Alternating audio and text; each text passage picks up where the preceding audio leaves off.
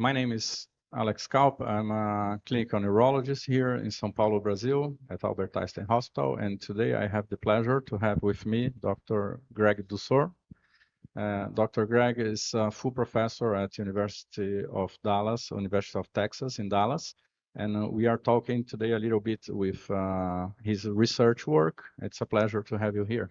Thank you. Thanks for the invite to talk to you. We just actually met for the first time a few days ago at the IHED, the Headache Academy, and here we are doing a discussion together. So this is very exciting. Yeah. Greg, I would like to start asking about how did you go to this research line and ended in studying the sexes difference in pain generation. I know that is not exclusively on migraines that you do this kind of studies. Yeah. Can you contextualize us? Yeah. So, for most of my research career, I've been interested in pain signaling in the trigeminal system. And it's true that many pain states in the trigeminal system are more common in women. So temporomandibular joint disorder, pain, migraine, of course, many others. And so we don't understand what the mechanism of the sex differences are. And, I think there don't yet exist any drugs that were developed specifically to work in one sex versus the other or one gender versus the other. And I think that's an opportunity potentially for some new therapeutics if we understand how mechanistically pain, migraine may be happening differently in women than in men. We may be able to uncover some opportunities for some therapeutics that from the beginning would be designed to only work in women or only work in men. All we have now are drugs that were designed to work in either.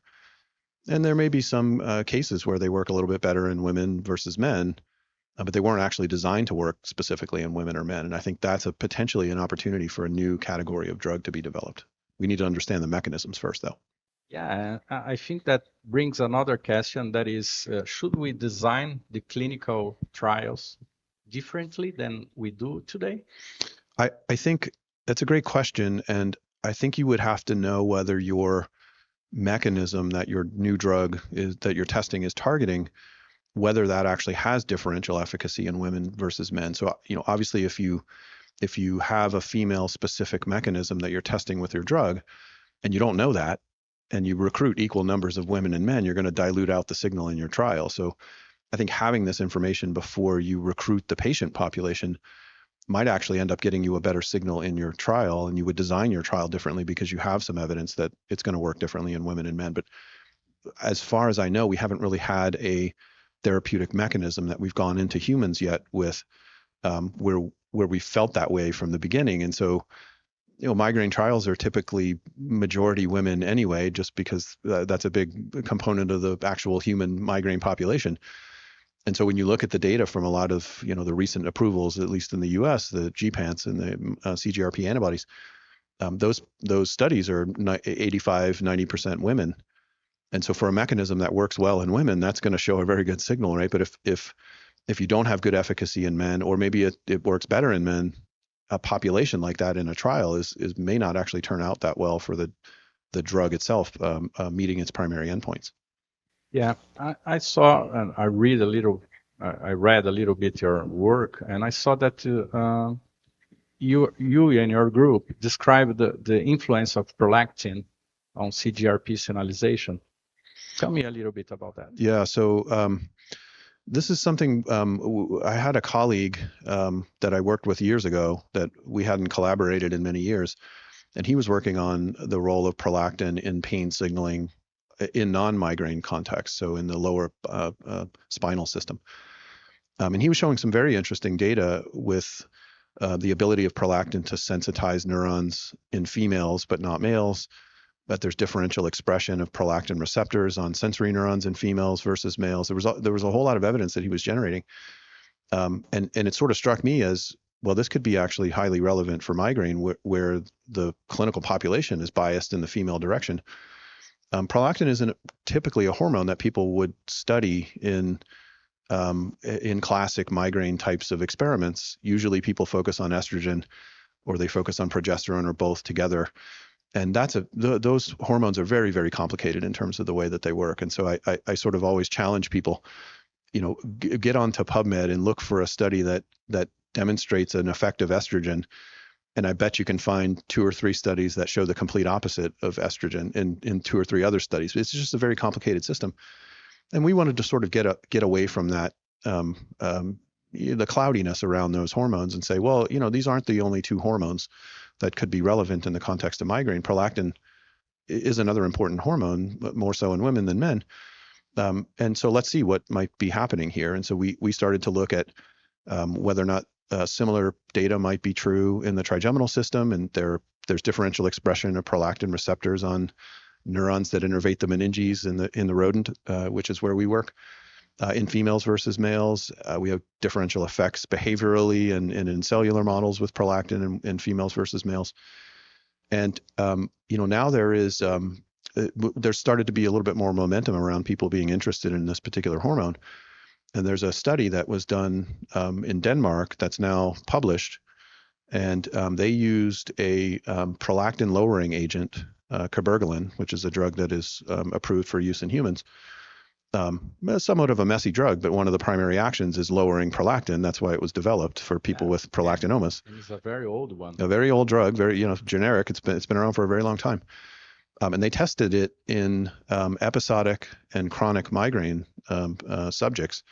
And it worked in the episodic group, but it didn't work in the chronic group.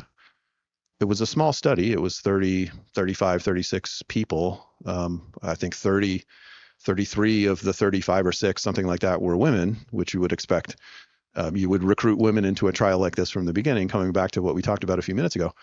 But it did actually work. And so I think that's nice translational validation for some of the work that we've done in the animals, showing differential effects of prolactin in female animals, to now see some evidence in humans that a drug that was designed to lower prolactin works in women. We don't really know whether it works in men because there weren't enough men in the study, but maybe a new opportunity, a new therapeutic opportunity.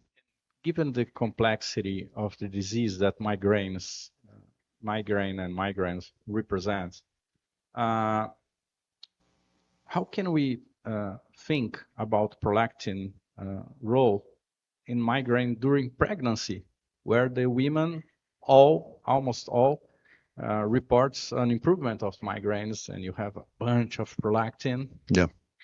Yeah, it's a great question. I wish, experimentally, that the only thing that changed during pregnancy was prolactin. Unfortunately, it's not the only thing that changes during pregnancy. There's a lot of hormones that are changing their levels, and so it's somewhat complicated to interpret that clinical situation. There are, of course, many women whose migraines get better during the 3rd trimester, but they come back after birth. And after birth is a time when estrogen and progesterone have really hit the floor, and prolactin is still high. So I think that might be a data set that we would want to look a little bit more closely at. Is there something we can get out of women whose migraines got better during 3rd trimester and then came back after birth? The other thing I'll say, though, and you know this better than I do because you see migraine patients, I see migraine rodents, is migraine is an incredibly complex disorder. It's so common in the human population. I don't think there's one mechanism that contributes to migraine in people. And so there are going to be subsets of women where prolactin is a contributing factor for them. And there will certainly be plenty of women where prolactin is just not the important factor for them. So it's hard to phenotype those people. It's difficult to try to figure out who these different groups are. But I think there's many, many, many groups of migraine patients, and mechanistically, they're probably very different. And at this point, I need to agree with you completely, because the disease is not one single phenotype, one single genotype. And shifting a little bit the topic in this conversation, we are discussing the last days, you and me, since we met, about other modulators or players in migraine generator or migraine modulation. And would you like to talk a little bit about the endocannabinoid system and his potential role as a modulator in migraine? Yeah, I think this is a tremendously interesting system, both from the endocannabinoid level, the substances that the body's naturally creating, and from the exogenous level, from substances that exist maybe in nature or with medicinal chemistry. This is a system that I don't think has been very extensively explored yet. I think we're very early in our understanding of how this system works, certainly in the context of migraine and migraine models. But I think there's a tremendous opportunity for something like this particular system to be effective in migraine for any number of reasons. But one of them is, as we just acknowledged, migraine is a very complex disorder and mechanistically diverse across the population. And to develop a therapeutic with a very specific mechanism with a single target, maybe like a CGRP binding drug, that's almost certainly only going to work in a subset of the population because not everyone is going to have CGRP as a contributing factor. But when you start to think about mechanisms like the endocannabinoid system and even exogenous cannabinoids that will target 10, 15, 20 different ion channels and receptors, mechanistically, that's kind of messy, but therapeutically, that actually might be an advantage because you are now targeting multiple systems.